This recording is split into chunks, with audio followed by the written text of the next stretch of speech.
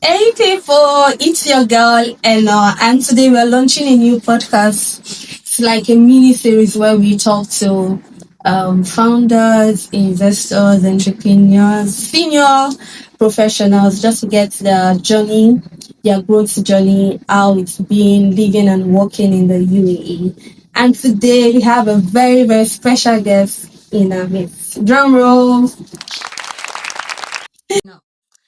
His name is Akorede. He's an entrepreneur, investor, business owner, founder, CEO, everything. Even it's so good to have you here. Like, I know when we're having this conversation, and I understand that you needed to travel, and so we really, really appreciate you coming. I'm excited to be here, and we are here already. So let's get into it. Yeah. I'm looking forward to the conversation, just like you're looking forward to the conversation. I mean, as soon as we reached out, I was like, okay, an interview. And so this is not really my usual thing, but at least let's see how this expression can also impact lives, just like you are intentional about. And I feel this is a goal. So let's do it. Okay.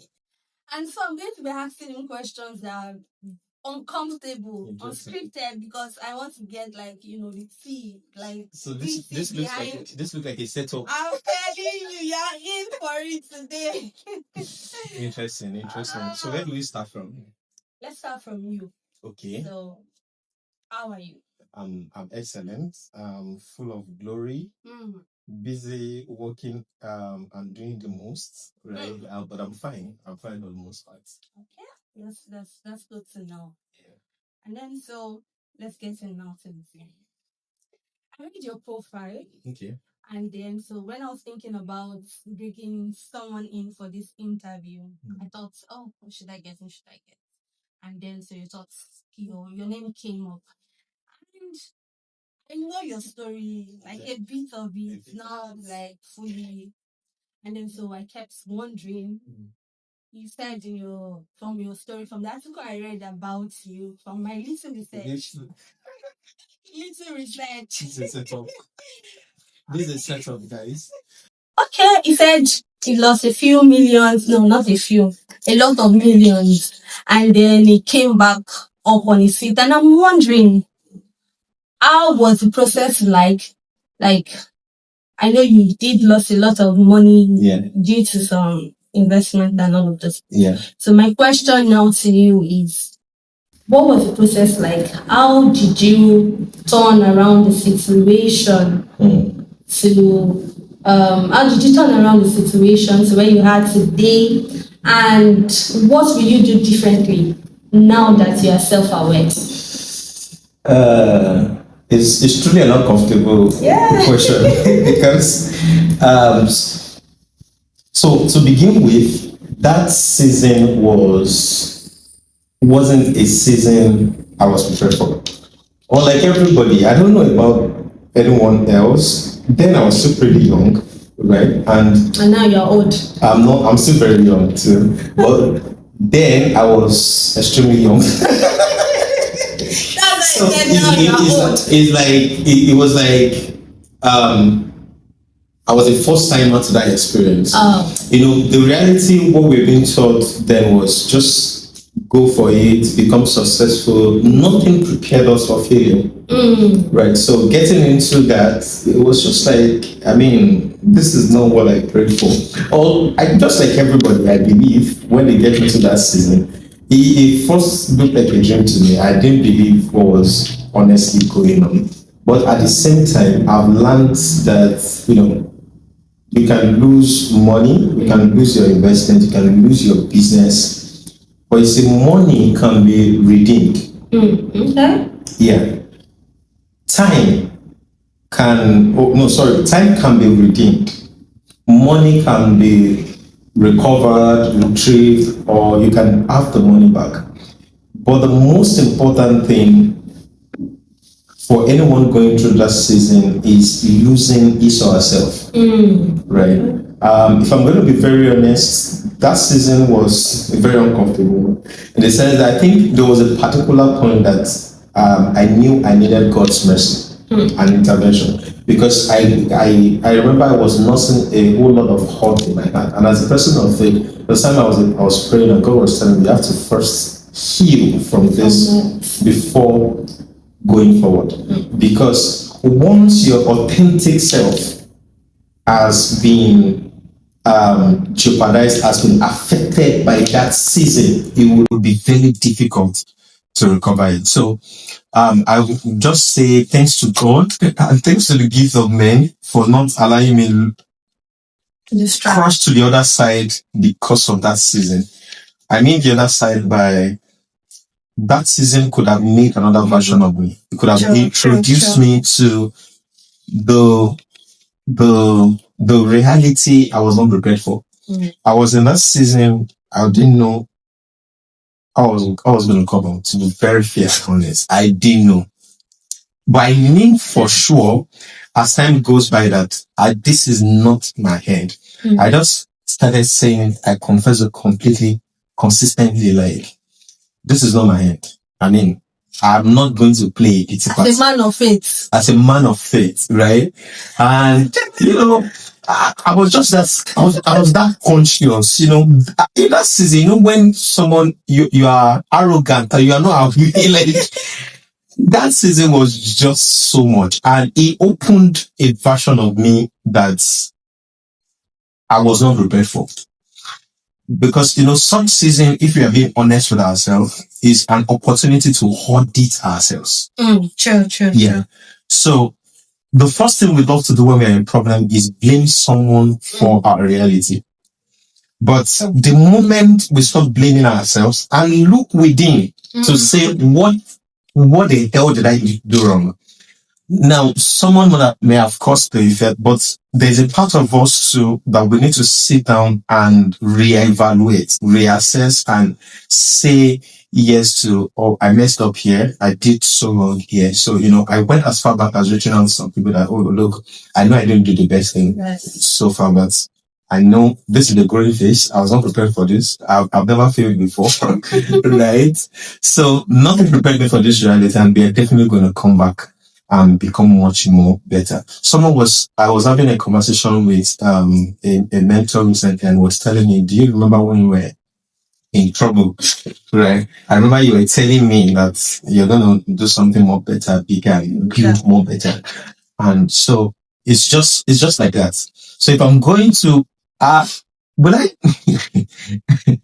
so if the other part of the question looks a bit tricky, because if I'm going to be in that situation again, nobody prays me in that situation. What would you do differently? What would I do differently? I think the most important thing is, let's learn from other people's experience. Yeah, they used to say experience is the best teacher, but that's not always true. We have accepted the law of reality that are not completely true. Why must we learn from experience what we can learn from other people's experience? I agree. Yeah, so best thing to do is learn from other people's experience. Now, I'm more big on structure. Yeah, I'm more big on accountability. I'm more big on system, even with what I'm building currently. So, be more big on system, accountability, most importantly, and strong structure. And apart from we saying believe in God, that's like constant. The other one that is also very important is, in every of your season, this was one of the most mistake I made. Yeah, that I can't afford to make the same mistake over again. So when we talk about structural systems, if God help you, God will send you, someone, management that's going to just do all of that. But the most important is not to be deceived by whatsoever win or success that you are enjoying, that you forget to keep growing. Yeah. What I mean by that is, I don't know for some other people, but for myself now, like, thanks to God, but there are some things that are not really that's heavy to me again. Someone's goal might be, I just want to eat $500,000. Yeah, that's someone's money. The thing. Yeah, that's a lot of money. In fact, as small as $50,000 is a lot of money. Yeah. So we can dispute that. And I said that with all sense of the business. But at the same time, if you make that your goal, your reality, you've killed yourself before or you've hurt yourself before failure steps in. You've already failed. So why did you say that? I say that because, if you want $50,000, the $50,000 that you want is someone's dinner date expenses. True. And that is not even the core of what I'm trying to say. Mm-hmm. What I'm trying to say is, the moment you have that $50,000, right, most of the time, you become comfortable that you don't want to chase the next big thing. To be very honest, in our age and dispensation, what is driving many people as motivation is external pressure, not internal inspiration or vision. You're right. Right. So if you do that and you are not comfortable because you've gotten that thing, that comfortability will attract some things that should not be around you. One is you will not want to enjoy delayed gratification anymore. Sure. Two, you will be comfortable around people praising you, not people challenging you. And that's where I was going. Then, during the moments when I was auditing my life, because I was in problem and I could, it's the past now. I could not count 10 people that can lift me up. It was so. I surrounded myself with people who were milking me off. But when I'm now thirsty, nobody could. Yeah. So it was more of that. And then that's another mistake that I believe no one should make. So there should be like a balance. There should be a very strong balance. I wrote a post concerning that recently, and many people don't understand. I just write not to please me. I just write because it's what is coming to my mind. In fact, if you are going and you are doing something, I believe you should just, no matter your win, that's ability to continuously learn and still be hungry and thirsty for wisdom and knowledge. Come on. So, because the moment that is in place, you will be positioned around people that matters. Okay. Your desire to want to know more will take you into rooms and places than you ever expected. Yeah. So from there, you want to take another course. You want to be in another classroom. Always improving. You want to be in that webinar. You want to meet up with this person. You want to have this person as your mentor. You want to learn from this person. And it continues like that. There's no way you can be like that and you'll not be surrounded by people who are you'll just be like the only person that is seen in the world of the blind. Right? So everybody will be hailing you, like, because you're the only one seeing. You're the king in the jungle. So I believe that answers the question. That is, if I find myself there, but nobody wants to fail, so I can't fail. Okay, so that leads me to my next question, as related to just to what you just said now. You mentioned something about continuous learning, the gift of men, that is always having people that will challenge you more. And it got me thinking just now that, okay, so you are acknowledging that people were part of your process, and people were part of people that lifted you up. A big time. I'm a product of people. That's like a constant. So now, God and people. God and people. I'll be led in people. It's people. I mean, sometimes I just see some quotes online up there and like cut them off. If your friend cannot do this, well, there are some motivations that are a yes. I mean, that will pass for a yes in a particular community, but you can't go out of there. When you are attaining some new level, there are some old principle and old knowledge that needs to fade. Don't you think there should be like a balance? Of course, in life there are people that as you journey in life, as you grow in life, there are people that along the way they will drop off. No, definitely, that's a concern. Along the way they will drop off. You have to cut some people, and then some people, even with their bad character, and, you know, with their edit, you just have to keep them close because of maybe their importance to your growth. And then my question now is, how do you discern which people to keep and which people to just say bye, we going? How do you discern that? So I have a principle, and I learned that from PK. That's Shuri, right? Yeah. I learned that, and I started using that principle, and I've been enjoying it. Principle is make people qualify for the investment of your time, space, and resources. I'll say it again. Make people qualify for the investment of your time, space, and resources. Right. No, the moment you start growing, definitely you attract people. A lot of people. But never forget that anywhere there's sugar, you'll find ants. Right. And it's easy to also differentiate ants. So it's very easy. There's this entitlement image.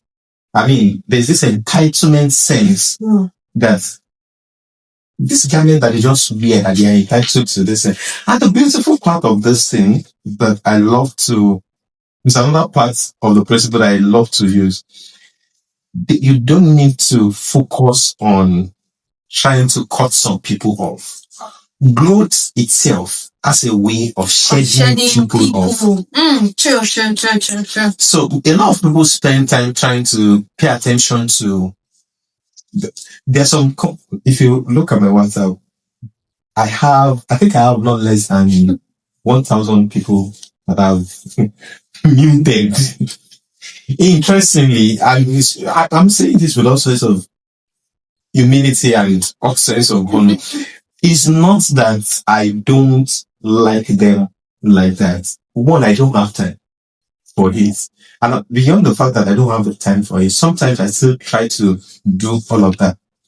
Beyond that, I'm also trying to protect my peace. Peace, true. Right. So there's some people that will be like, oh, someone is thinking of you, you're thinking about some. Trust me. Yeah, ghosting people. That's not fair. No. That's not fair. Ghosting people. I love to tell people, the person I think is thinking about you is not even worrying about you in any way. They can't remember the clothes that you wore yesterday. Are you sure? Yeah, so why should anyone be bothering themselves and convincing themselves that they matter that much? True. That people have to be thinking about you constantly. This world has every right.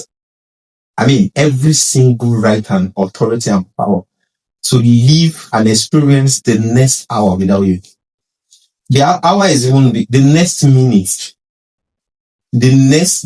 True. So why should we be bothered? So the way I live my life now, I live it in respect to my vision, my goal, and respecting people around. There's some relationships that no matter how, even if they are the one that is wrong, you still have to maintain. There's some relationships like that. True. It means the person is holding a particular strong stake in your life, right? But for some, you just need to keep growing. Keep growing. For some to entertain some of those people, you love everyone generally. It's not like you hate everyone, but you're discerning. You have boundaries. You have criteria people must meet before they earn the investment of their time, space, and resources. Yeah. Thank you for that. That was a long You're enjoying the setup you're putting up for me. I told you that it's going to be unscripted, uncomfortable. Interesting. And I'm happy that we are getting it. Interesting. So my next question will be, for somebody that is watching this video, somebody that is a young person, and still figuring life, where do I go? What do I do? If you were to speak to that person, what would you say to that person? Well, let me go by the way motivational speakers. No motivational speaker. We want something that is heartfelt, something that is from inside. You want REM. You got it, Rema. But you know that most of the things that change people's life are in the basics. It doesn't really have to be. Yeah, true. Yeah, it's always in some of the things that people feel like they know and they don't know. Right. So, if someone is starting out afresh, what would I say to the person? I think so. That question too is the setup. Yeah, because the answer differs. True. Right? The answer differs, and we cannot generalize some principles. I think it depends on the path the person is going. That being said, now it doesn't mean that there are not some general principles. So if I want to generalize it, so I will just say from my own point of view is they should stop comparing first. Yeah. Let whatever they're starting out to do not be conforming to external pressures. Yeah. If whatever they want to do is a vision that is inbuilt, it comes from within, that's already a win. Yeah, true. Yeah, so I would just say they should stop comparing their game to someone else's peak. Okay. Yeah. The comparison thing, trust me, a lot of visions have been birthed from the place of comparison. More than the place of purpose, more than the place of vision and goal and capacity oriented. So a lot of people just look at someone and they want to be like that person, like ASAP. They are doing that, it cannot stand the test of time. It can't. It's temporary. Yeah, it's temporary. They will lose the energy along the line. Because something is fueling the energy. Yeah. And the danger there is that the person you are trying to be like is not even aware you are trying to be like him. And you don't even know the discipline, the costs that person is living by. There's a video that is trending currently is online. I don't know if you saw the video. It's this lady that makes shoe. Yeah, there's this lady that makes shoe on, is it TikTok or Instagram? So she posts her journey. Then she said, thank God I'm now a landlady. Yes, she's very young. Thank God I'm now a landlady. So when she posted the video went viral. People were like, I pray for this kind of grace. I tapped into this case. I tapped into myself. The lady now made another video, which was, I love the video. The lady now came up and said, I posted this video, and all of you are saying I tapped into it. Before you type that same thing, watch this video. So she compiled her journey. A 10 years journey. She started since 2016. And in that old journey, and I was like, wow. My honor and respect for the lady went way more up. So she was saying that before you crave this kind of success, never forget that this is 10 years of hard work. Talking about 10 years, you just reminded me of yourself. Because I know I know you've been in business, entrepreneurship for about 10 years, so you're not just starting. No. You've been there. So even when I look back, I can't believe I've done some certain things. Yeah, I was talking to a friend recently when she was sharing about our farm idea. I said, "Do you know I've done farming before?" You did farming too? Hey. I've raised broilers, layers. I can, as I'm sitting there right now, I can write for you feed components that will make your broiler bed become a bed that can walk after 8 weeks. I've been in that journey. I've sold Easter chicken, Christmas chicken. So I've done a whole lot of. So it's not just you didn't just come now. I've been there. I've been driving since 2014, right? Do you know how I learned driving? The same week that I picked up a car to start driving, I drove from Abeokuta to Ododo to go and buy cassava. Because we've made gari, myself and my father, we've done gari, and I've sold gari, like normal gari from cassava. So we'll drive about 40-50 kilometers to Olodo. You buy the cassava, load the car, and I drive the car back home. And we're going like that for about twice a week at some point. That's how I started driving. So I didn't start driving like, don't hit the fence. I was on the highway. That was how I learned how to drive. And with heavy loads. Wow. It's something I still make fun of. So every time some people say they're doing something, we didn't start now. So it's been a long journey and a long time coming. That's good to know, because I am happy that we are highlighting that, because people seeing you now will just be like, oh, it's just starting. It just came from nowhere. No, it didn't just come from nowhere. It came from somewhere. There's a story behind every journey. Everything, and that is the beauty of this, and that is the beauty of this short or mini interview that we are having. This conversation is for people to see that nobody just appeared just like that. Nobody. There's a journey to it. There's a process to it.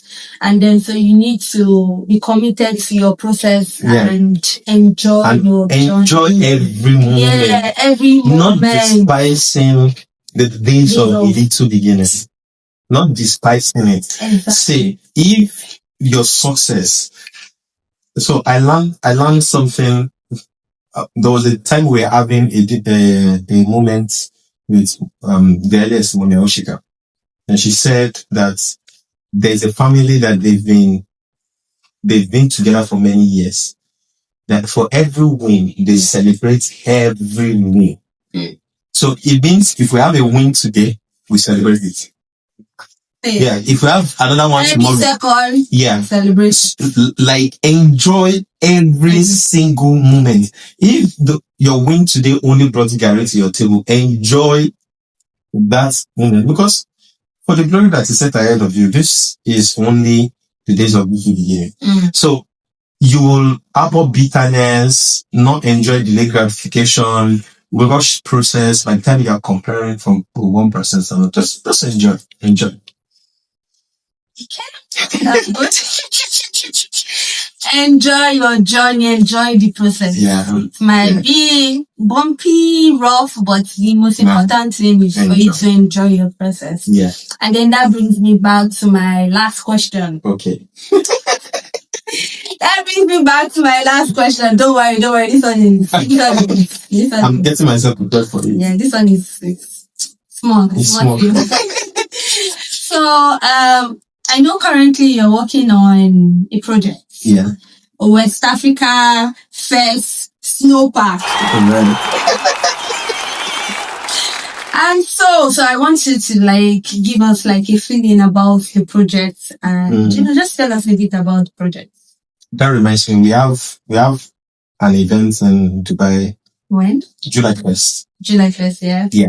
And it's like a milestone event, because it's also the signing ceremony between us, Restaurant, and our contractors for the snow park. So I'm invited. I'm saying it now, right? I'm invited.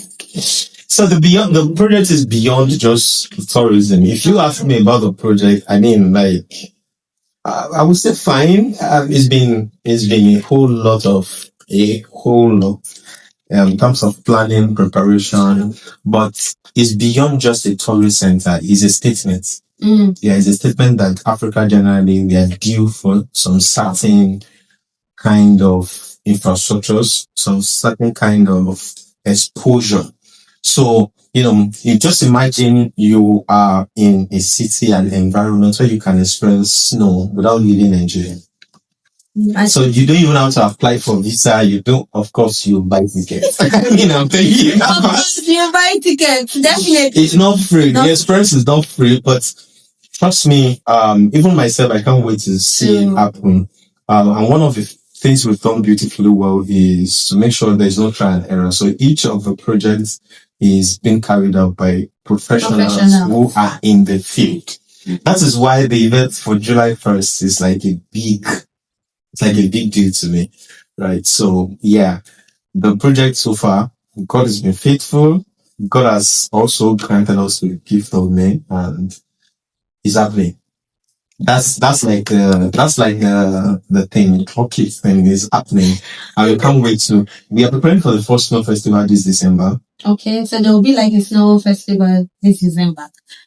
People in Nigeria, you can hear it now. Like they are hearing it here first. Yeah,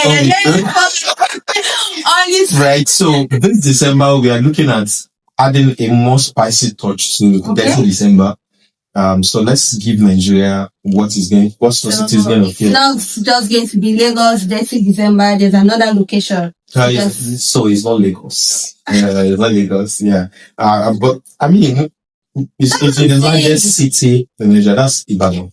There will also be like other locations, not just like Lagos. It's not just in Lagos. Yeah. Okay. But as far as we know it, we trust God to take this to not just Ibadan, the southwest. We take it to the north. We take it to every part, so that people can get to experience this view, and not just Nigeria. We'll take it to Rwanda. Amen. I mean, it's West Africa generally. Yeah. So it's a very broad concept, and we can't wait to welcome. I can't wait to welcome it. I can't wait. So I can't wait to go, just go and just. So what we're now even building is way beyond the Snow City Park. Snow City Park is just like it's just like we have Burj Khalifa. Yeah. But beyond Burj Khalifa, there are many other things to enjoy. So in the project is rescues. In the project itself, we are trying as much as possible to build different destinations. Yeah. Inside the city, because the city is a very large space of land. Yeah. So it's something people will get to experience different shades and different sizes of tourism within the city. You heard it here first. She made me confess. That's what this conversation is all about, to get it see, so that you heard it here first. Thank you for having this conversation with me. I know it's I know it's a bit uncomfortable, and you just say stuff, and that's the whole idea. The whole idea is for us having conversations, and we are able to bridge the gap between people who are, people who are just starting and still figuring life, and then people who have accomplished things, and just want to be able to bridge that gap between the two worlds, and just tell people that it is possible. If you can do it, if you can come out from that situation, you too, you can come out of it. So thank you guys for watching. Please do like, follow, subscribe, do whatever you need to do to just keep us to keep it going. Thank you for watching. Bye.